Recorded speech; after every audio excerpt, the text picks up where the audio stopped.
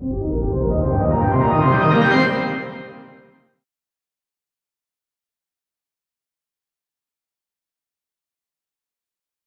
I started out.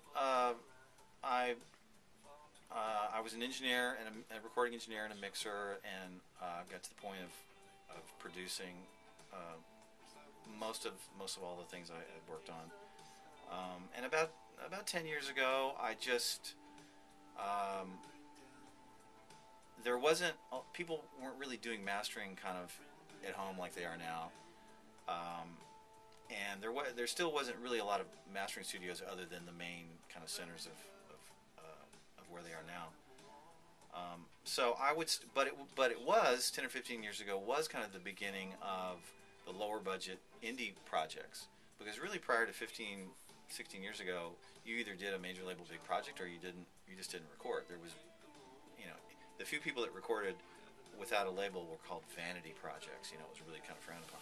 But in the great sort of indie uh, movement of probably the kind of the early '90s, um, I started doing a lot of lower budget projects, and the first couple of those projects I'd send off to Bernie's or to Sterling or whatever guys that I'd worked with a lot before, and they'd give me a deal of some sort, but it wasn't. It always sounded great, but it wasn't quite right, and the band couldn't afford another 2 or 3 hours of revisions at $300 an hour. So I started saying, well, maybe I can just figure out a way to kind of master this stuff myself and make sure that it's okay. And that was the beginning of getting into the mastering thing. And I was really naive enough at the time to think that it was really easy. I was just kind of adding a little bit of bass and treble. So I'd take it home, and I found a place where I was living at the time that let me come in, and it was a small mastering studio in Austin, and they were kind enough to let me come in and kind of show me how a few things worked. And I started doing my own projects, and I would take them home and go, well, it's not quite right, and I'd do them a bunch of times because I was the producer and the mixer, and so that was the beginning of it. And then after a while, if you're doing that for a couple of years on the lower budget ones, and then still sending the focus projects off to the name guys, I had a couple of people call me just for the mastering, like, we heard you did such and such.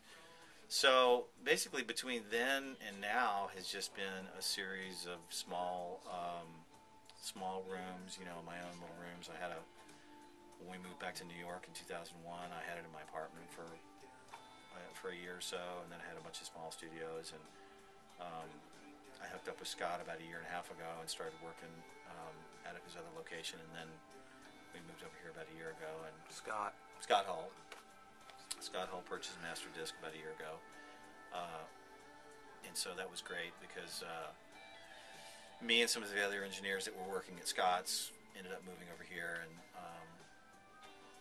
it's been a great thing.